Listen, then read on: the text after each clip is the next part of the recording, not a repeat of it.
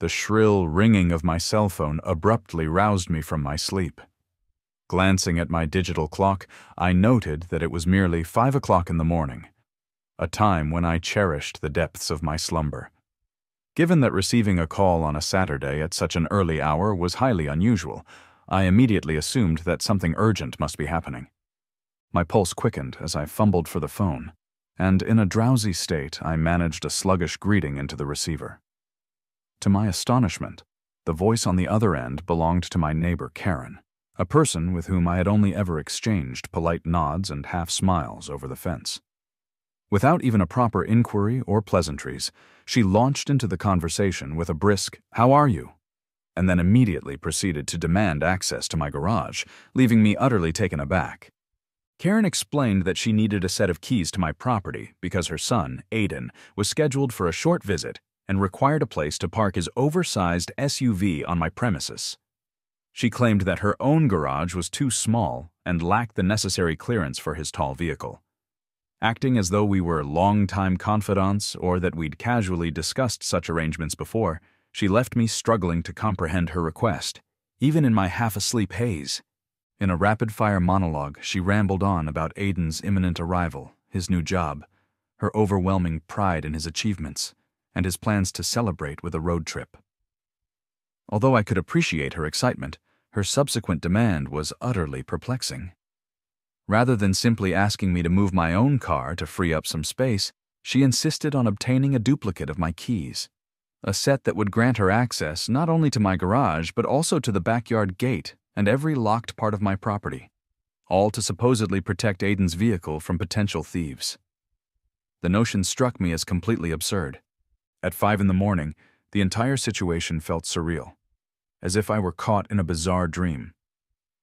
I listened in a dazed state to her request, which seemed as casual as borrowing a cup of sugar. When I hesitated and declined her unusual demand, she took offense and huffed, "But I need your garage. Our space simply cannot accommodate his enormous SUV. Feel free to park your own car in our garage whenever you like." Was that a reasonable request? According to her logic, since she had only one key to her house, anytime I needed my car, I would have to notify her so that we could coordinate a key exchange. Her reasoning was astonishing. She regarded my routine use of my vehicle as a scheduling nightmare on her part, all the while expecting me to compromise my security. The sheer arrogance, the potential invasion of my privacy, and the absurd notion that I was somehow indebted to her for this favor deeply disturbed me. That single phone call had already set a terrible tone for my day. The abrupt wake-up and the audacity of her demand left me too agitated to fall back asleep. I brewed a strong cup of coffee and replayed the conversation in my mind, attempting to steady my racing heart and process what had just happened. Did that really occur? I wondered. Once the caffeine took effect and the initial shock subsided, I resolved to stand my ground with Karen. Little did I know that this encounter would mark only the beginning of her relentless campaign to undermine my personal boundaries. For a bit of context, I had moved to this suburban community 4 years ago, a quiet, peaceful neighborhood where the houses were neat and spaced just far enough apart to ensure privacy, yet close enough to allow for friendly chats over the fence. Despite the emphasis on privacy, I maintained positive relationships with my neighbors. For instance, the elderly couple living across the street, Roland and Felicity, were truly wonderful. Before we continue with the story, I have a small favor to ask. We're so close to hitting 1,000 subscribers, and it would mean the world to me to reach this milestone. If you enjoy my content, I'd love your support in making this dream come true. Now, let's get back to the story. I often helped them with small tasks like taking out their trash or fixing a faulty garage light, and in return, they would leave delightful fruit baskets at my door after scoring bargains at the local farmer's market. They were always calm and unassuming. Just to my right lived a family with teenagers whose occasional noisy summer pool parties were tolerated because they always ended by a reasonable hour and included the entire block in their celebrations. Yet, Karen, who lived on my left, was an entirely different matter. She had earned a reputation for being overbearing. For example, she might send frantic texts at 10 p.m. simply because your porch light was shining into her window, yet she would conveniently ignore it when her own dog howled all day. Furthermore, she took every opportunity to brag about her house, even though in our development, every home was practically identical, save for a few minor touches. In all my previous encounters with Karen, our interactions had been limited to polite waves or half-hearted smiles near the mailbox. However, word among the neighbors was that she had been involved in numerous disputes over property lines, shared fences, and noise issues. That fateful morning's call was the first time Karen had made such a direct and audacious demand, and it was truly staggering. Once I managed to shake off the remnants of sleep, it became clear that I needed to prepare myself for a confrontation if she intended to continue in this manner. My gut told me that more drama was inevitable. I recalled that I had previously installed a modest security camera near my garage, a precaution taken primarily for safety reasons, which now seemed even more necessary given the circumstances. I hoped that Karen wasn't as extreme as some of the neighbors who had once meddled with property lines or tampered with mailboxes, but I wasn't willing to take any risks. After finishing breakfast, I took a stroll around the neighborhood to calm my nerves. The sun was just beginning to crest over the rooftops. The air held a refreshing crispness, and the regular joggers were out enjoying their morning runs. Despite the early wake-up call, the day itself held promise. There were no storms on the horizon, and a gentle breeze rustled through the trees in a way that accentuated the scenic calm, a major reason why I had chosen to buy my home here. I relished both the solitude and the sense of community this place offered. For the first 3 years, everything had been harmonious. On my usual walk, I would pass by the local park, where families were already gathered. I observed children feeding ducks at the pond while their parents sipped coffee, and even an elderly lady had arranged an easel nearby to capture the scene on canvas. I took a deep breath, savoring the dewy aroma of freshly cut grass. In those tranquil moments, Karen's early morning call receded into the background. However, as I made my way back to my street, I spotted her in her front yard. She offered a brief, half-hearted wave before resuming her task of rummaging through the flower pots on her porch. For a moment, I considered approaching her to smooth over the tension, but then I recalled the dismissive tone of her earlier phone call and decided it was best to avoid any confrontation. I continued on my way until, around lunchtime, while tending to my modest herb garden on the back porch, my phone vibrated with a text message from Karen. The message read, "I'm serious about the arrangement we discussed this morning. Aiden arrives tomorrow." Her message went on to insist that I was expected to provide a duplicate of my keys. The sheer nerve of it was infuriating.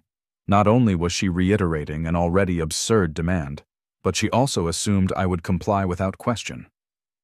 My blood began to simmer with anger, yet I refrained from launching into a text battle. Instead, I composed a courteous but resolute reply. "I am not comfortable lending my keys. My property is private. Please respect that." After sending the message, I deliberately placed my phone face down on the patio table in hopes of staving off further provocation. My heart pounded as I resolved that, although I despised confrontation, I would never allow Karen to compromise the security of my garage. That decision marked a clear line in the sand.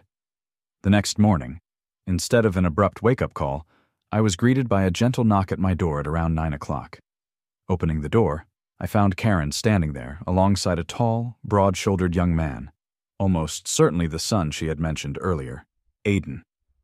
The young man greeted me with polite but clearly uneasy manners, while Karen's smile appeared strained, as if to convey, "I'm getting my way."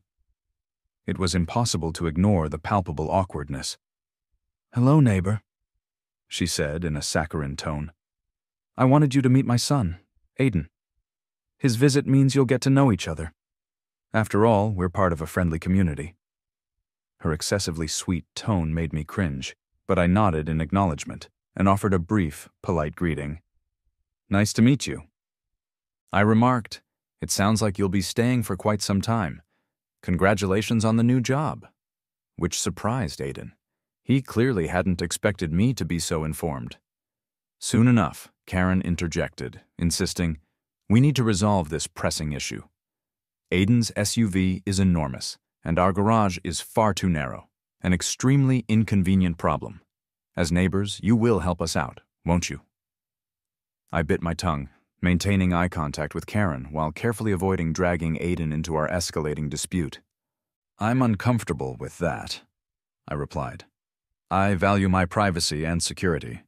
Besides, the city permits street parking for short-term guests, or perhaps you could rearrange the items in your own garage." Karen's expression darkened, her forced smile tightening, yet I remained unwavering. Aiden, looking visibly embarrassed, mumbled that he could manage with street parking if need be, but Karen refused to listen. In a frustrated tone, she chastised, "That's not very neighborly," as she led her son away by the arm.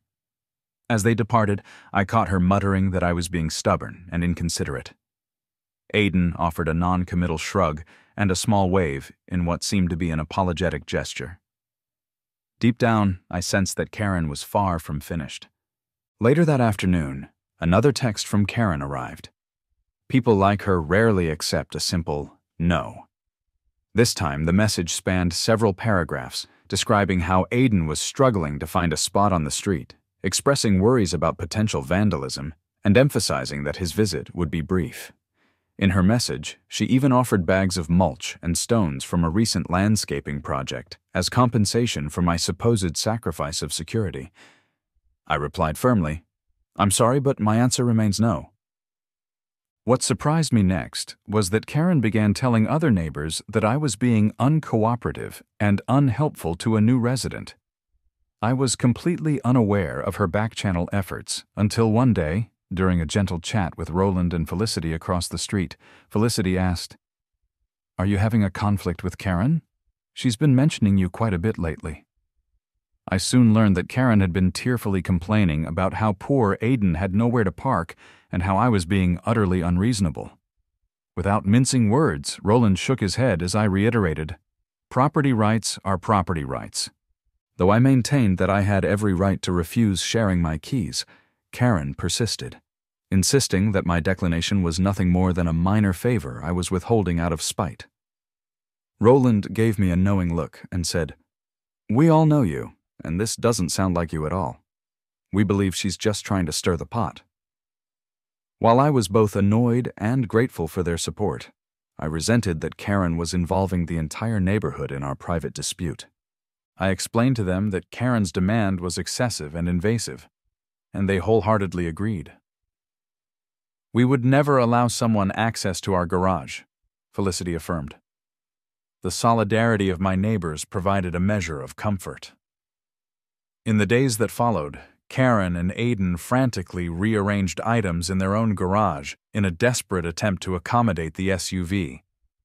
And to everyone's surprise, shifting boxes and garden tools around somehow made enough room. I assumed that once they had sorted out their parking issues, the drama would dissipate and life would return to normal. Instead, Karen's pettiness escalated. She began quarreling over trivial matters seemingly to punish me. One morning, as I stepped outside to water my plants, I discovered a note attached to my fence stating, "Your hedge is encroaching on my property." I remembered having measured that hedge before, and it was clearly aligned with my property line. The hedge was perfectly maintained and within my boundaries, yet Karen claimed it was an eyesore intruding into her yard. That same day, she bombarded me with a series of texts complaining that my porch light was too bright at night and was disturbing her sleep, even though my porch light was merely a modest LED fixture that barely illuminated more than a few feet in front of my door. Her grievances soon escalated into random notes left in my mailbox about trash day regulations, despite my strict adherence to them. At times, I half expected a note complaining that my roof was the wrong color, or that my mailbox wasn't polished enough. The entire situation was utterly ridiculous. I tried my best to ignore the provocations, hoping that non-engagement might eventually tire her out, yet Karen was not one to be easily deterred.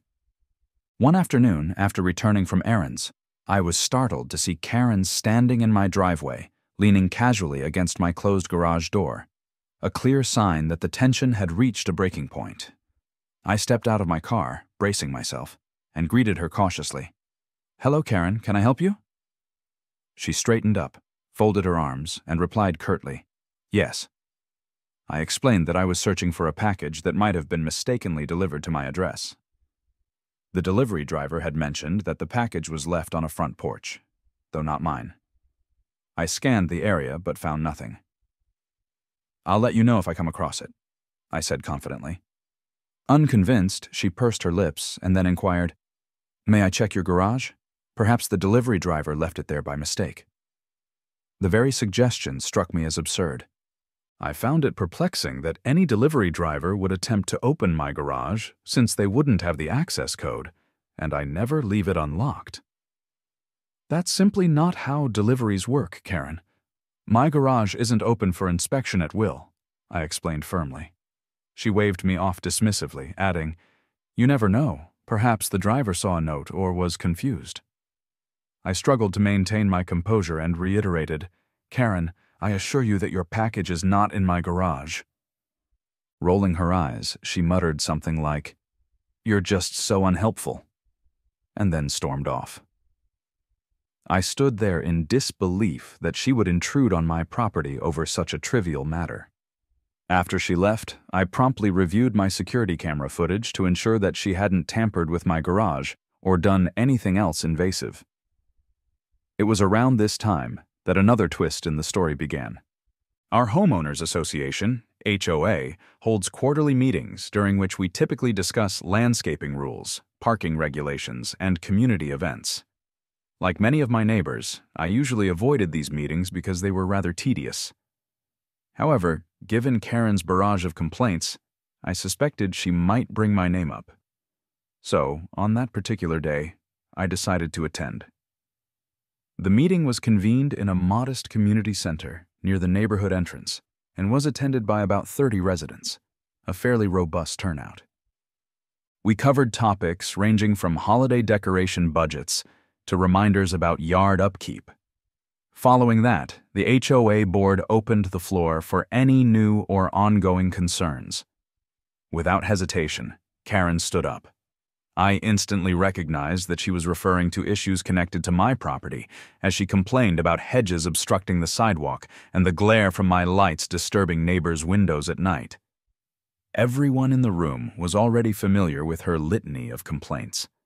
The board members nodded politely and assured her that they would document her concerns and investigate any potential breaches of official regulations. At one point, Karen cast a sidelong glance in my direction when the board asked for complaint addresses, though she never mentioned my name outright. She wrapped up her remarks by saying, "We all desire a peaceful neighborhood, so I hope these issues can be addressed promptly." I sat silently, resisting the urge to respond directly. Her vague accusations were clearly meant to prevent any straightforward defense. The irony was not lost on me. Here was Karen, the same person who had tried to force her way into my garage, now invoking the need for neighborhood peace. After she finished, another resident raised the issue of cars parked too close to fire hydrants, and the meeting continued. I briefly considered raising the topic of harassment, but decided to wait until I had more evidence of Karen's misconduct. Later that evening, as I was taking out the trash, I noticed Aiden maneuvering his large SUV into Karen's driveway. The vehicle barely fit after he skillfully angled it, and as he stepped out, he offered me a sheepish wave. I walked over and exchanged greetings with him. We had a brief conversation about his new job and how he was enjoying his visit, and I found him to be a genuinely nice person, a stark contrast to his domineering mother. When I asked if the garage situation was resolved, he merely shrugged and cast an anxious glance toward Karen's window, saying, "Mom just worries a lot, I guess." I remarked that I had no objection to street parking or even squeezing vehicles into my own garage, but that Karen seemed to believe her designated spot was somehow superior. I apologized for her mischief, which provided a small measure of relief. It was evident that Aiden was not the instigator here, and I reassured him that I held no ill will toward him. He apologized again and bid me good night, which only reinforced my belief that Karen's demands were driven solely by her own sense of entitlement. It soon became clear that Karen was determined to exert complete control over the situation, and it appeared that she might even be subtly manipulating me. Although Aiden remained polite throughout, I couldn't help but feel sorry for him, having to endure his mother's antics during his visit. Karen's irritation showed no signs of abating, and the very next day, an unexpected knock at my door heralded the arrival of a city code inspector. He had come to investigate a complaint regarding an alleged dangerous overgrowth of vegetation and obstructed sidewalks. After carefully examining my meticulously trimmed hedges, which were well within my property boundaries, the inspector politely informed me that everything was up to code. He even appeared somewhat embarrassed, as if he had been chasing a wild goose. "I'll just make a note here that everything complies," he said. Although he refused to reveal the complainant's identity, I suspected that a little detective work would eventually uncover the source. Unperturbed, Karen proceeded to file a formal complaint with the city. That was the last straw for my patience. That very evening, I visited my attorney friend Ivy, who lived just 10 minutes away and was well versed in homeowner rights, even though she didn't specialize in property law. Over a cup of coffee, I recounted the entire sequence of events, from the 5 a.m. phone call and Karen's outrageous demand for my keys, to the barrage of petty notes, the contentious HOA meeting, and the city complaint. When I mentioned that Karen had demanded a copy of my keys, Ivy rolled her eyes and remarked, "That's utterly ridiculous." Ivy advised me to document every detail meticulously, recording dates, times, notes, text messages, and the names of any witnesses. She further suggested that if Karen attempted any further intrusions, I should politely remind her of the relevant trespassing laws. Should her behavior persist, Ivy said, I must be prepared to seek a restraining order as a last resort, starting with a formal cease and desist letter if necessary. Armed with this counsel, I steeled myself for whatever might come next. I proceeded to organize all of Karen's texts into a dedicated folder, carefully labeled photographs of her petty notes, and compiled every piece of security camera footage, which, incidentally, only captured her lingering in my driveway on one occasion. I resolved that if her harassment continued unabated, I would not hesitate to pursue legal action. True to form, a few days later, Karen appeared at my doorstep once more, this time visibly furious about what she claimed were mysterious paint chips drifting from my property onto hers. I do occasionally paint upcycled furniture in a small outdoor area, but I always make sure to clean up thoroughly afterward. The idea that stray paint chips from my work could be dispersing throughout the neighborhood was absurd, yet Karen accused me of negligence and insisted that I should pay for her yard cleanup. I suspected that she might even have found a stray chip from her own porch or misattributed debris from a construction truck as evidence to harass me. When Karen threatened to call the city inspector again, I calmly replied, "Karen, if you continue to file these baseless complaints, I will have no choice but to consult my attorney about pursuing a harassment claim. I don't wish to escalate matters, but your behavior is completely out of control." I made it clear that I had amassed ample evidence of her misconduct, so much so that I even invoked Ivy's expertise to prove I wasn't bluffing. Karen squinted at me, and before I could react further, she bolted away, shouting over her shoulder, "You'll regret this." A chill ran down my spine at her childish threat. It was obvious that Karen's behavior was becoming increasingly unstable and prone to escalation. Meanwhile, another development was unfolding. Our HOA was in the midst of planning a block party designed to foster neighborliness. Every year we host a potluck, barbecue, and even a bouncy house for the kids, seasonal highlights that bring the community together in a genuinely enjoyable way. I was genuinely excited to participate in the block party this year, hoping that it might provide an opportunity for both Karen and me to relax and perhaps even reconcile our differences. After all, shared meals, and light conversation often have the power to mend fences. However, recent events left me feeling skeptical. As the day approached, I received an email from the HOA requesting volunteers to help set up tables, decorations, and games. True to form, I volunteered to coordinate the barbecue grills, ensuring we had enough propane, buns, condiments, and the like. In an interesting twist, Karen also volunteered for the decorations committee, meaning we would have to collaborate. On the morning of the event, a group of us gathered early to arrange long tables for potluck dishes, large coolers for drinks, and open grills set up safely. Karen fussed over tablecloths and centerpieces, determined that every detail be perfect. I focused intently on my assigned tasks and deliberately kept my distance from Karen. However, she eventually approached me with her arms crossed and demanded, "Can you move the grills away from the tables? We don't want any grease staining our decorations." I nodded and replied curtly, "Sure," keen to avoid any confrontation. Although I braced myself for a potential tirade about parking spots or other random grievances, she remained civil in public. As the block party unfolded, the atmosphere gradually became cheerful.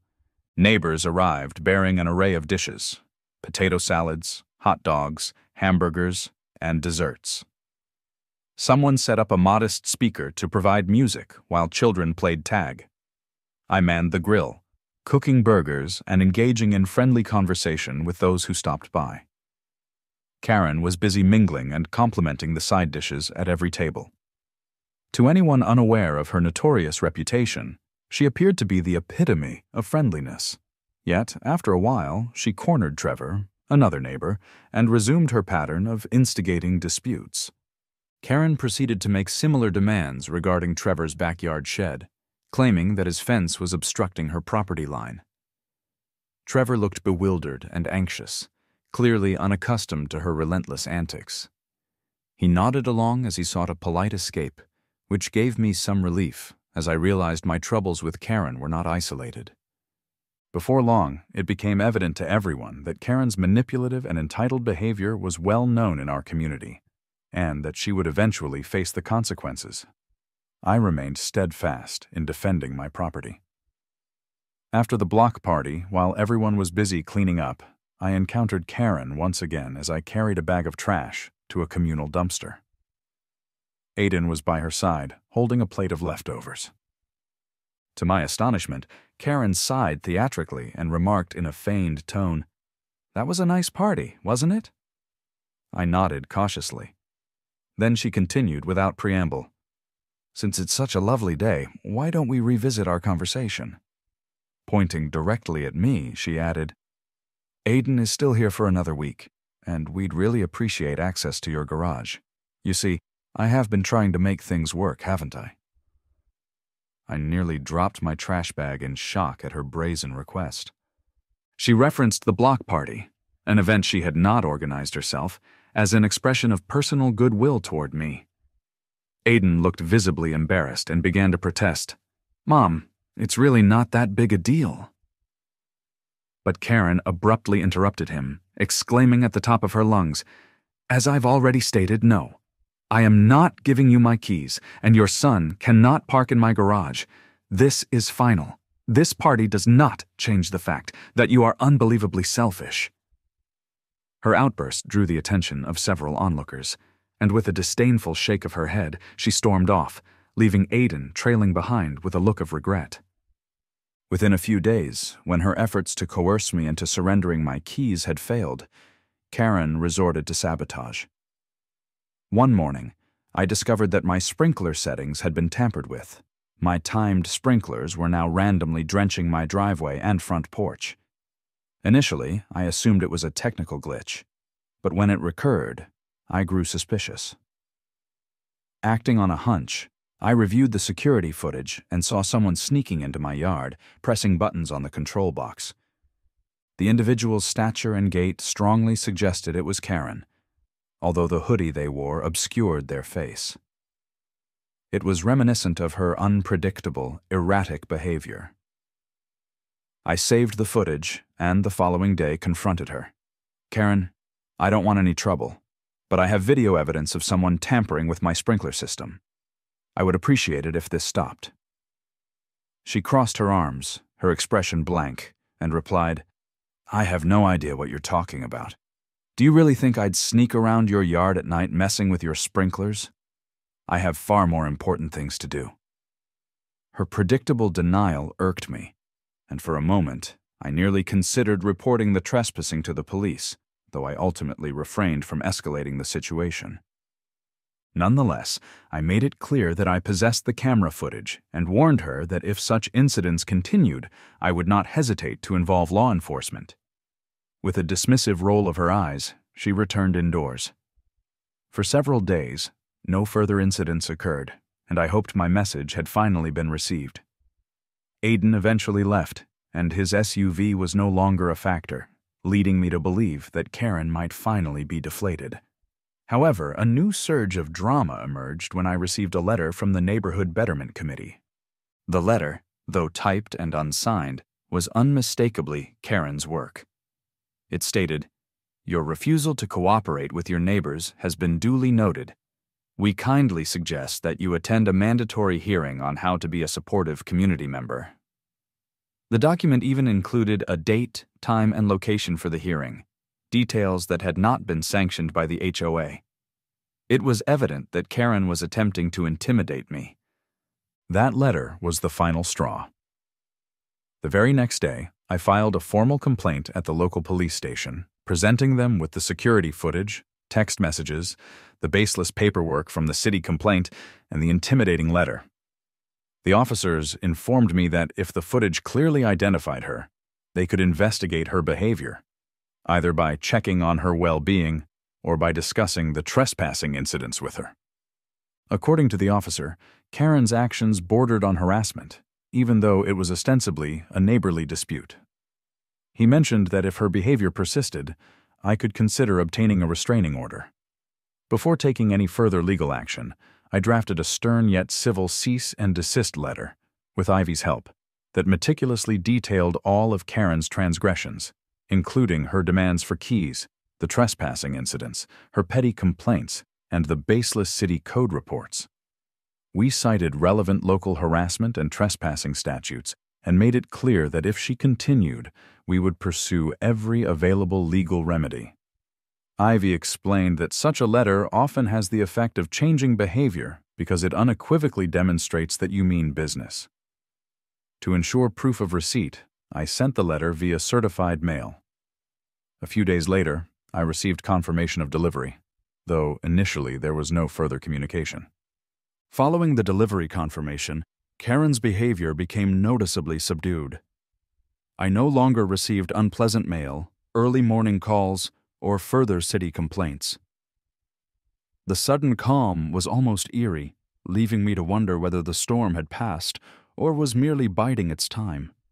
A week later, there was a knock at my door, and when I opened it, I found Karen standing there.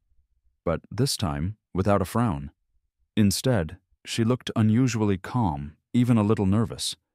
Her quiet words caught me off guard. In a hushed tone, she said, "I received your letter. I don't like legal threats." Standing firm, I replied, "Karen, it's a notice, not a threat. Your actions have crossed a line." With a resigned sigh, she murmured, "I'm just trying to protect my rights," while averting her gaze. For a fleeting moment, it seemed she might apologize, but then she continued, "I wasn't trying to cause real harm. I just thought you were being unreasonable and that things had gotten out of hand." After a brief pause, as if searching for the right words, she finally added, "I won't bother you anymore. Let's just keep to ourselves, please." It wasn't a heartfelt apology or a truly happy resolution, but it was enough for me to believe that she might finally back down. I replied, "Yes, if you respect my boundaries, I will respect yours." With that, Karen left, and over the following weeks, the tension in the neighborhood gradually subsided. Subsequently, Karen ceased meddling with my property and stopped leaving petty notes. At subsequent HOA meetings, she shifted her focus entirely to a new cause, advocating for the installation of more speed bumps on our street. I sighed with relief, convinced that the cease and desist letter had finally done its job. Later, Trevor, the same neighbor whom Karen had previously cornered about his fence, mentioned that she had received a stern warning from the HOA for filing false or exaggerated complaints. Apparently, after several neighbors complained, the HOA board had reached its limit. They threatened to fine her and even revoke her privileges to host events at the community clubhouse if she continued her disruptive behavior. Trevor noted that although she was initially furious, she eventually calmed down. In essence, her punishment was limited to official warnings and the looming threat of fines, a resolution that, frankly, I was glad to see. This outcome was exactly what I had hoped for. Karen faced consequences without the need for further police involvement. Although she never offered me a sincere apology, that was acceptable. I didn't need one. Most importantly, my property rights and personal boundaries were being respected. As for Aiden, to the best of my knowledge, he remained blissfully unaware of his mother's antics. After about a month, Aiden briefly returned, parking his SUV in the reorganized space of their garage, where boxes and garden tools had been arranged to create room for his vehicle, or opting for street parking when necessary. In any case, it was none of my concern. I seldom saw him, but whenever we crossed paths, he always greeted me politely. On one final note, the city inspector who had initially visited to address the vegetation complaint later stopped by my house on his own to check for any code violations. He confirmed that everything was in order and even apologized for the inconvenience, and we parted on amicable terms. The official confirmation that Karen's complaints were entirely unfounded was a huge relief. Once her harassment subsided and the neighborhood drama gradually faded away, life returned to a semblance of normalcy, though normal is relative after such an ordeal. For my peace of mind, I now keep my security cameras rolling continuously and maintain a well-organized folder of evidence in case Karen reverts to her old ways. For now, a sense of calm prevails. I can water my herb garden in the morning without worrying about intruders in my yard, and I can check my mail without encountering bizarre notes. Most importantly, my garage keys remain solely in my possession. Karen might have learned from all this and offered a genuine apology, but that was never to be expected from her. All I can hope is that the legal consequences have tempered her sense of entitlement. Lately, she seems to be complaining about far less personal matters, such as the city's sidewalk maintenance or the perpetually full parking lot at the library, issues that are none of my concern. The moral of the story is that you have every right to defend your property and personal boundaries. Being a good neighbor does not mean allowing others to dictate your life. Sometimes, you must be prepared to document every misdeed, stand firm, and even take legal action if necessary. Regrettably, that was the only way I could counter her behavior and reclaim my peace of mind. Since then, I have enjoyed a renewed sense of tranquility, and I fully intend to keep it. If Karen chooses to remain superficially friendly while continuing her hostile behavior, that is her prerogative. However, if she maintains a respectful distance and refrains from waking me at 5 a.m. with demands for my keys, we can coexist peacefully. Should she cross the line again, I am fully prepared to respond swiftly with the comprehensive documentation I have gathered. For the sake of Aiden and everyone in the community, she needs to understand that not everyone will capitulate to her unreasonable demands. Thank you for reading, and take care until next time.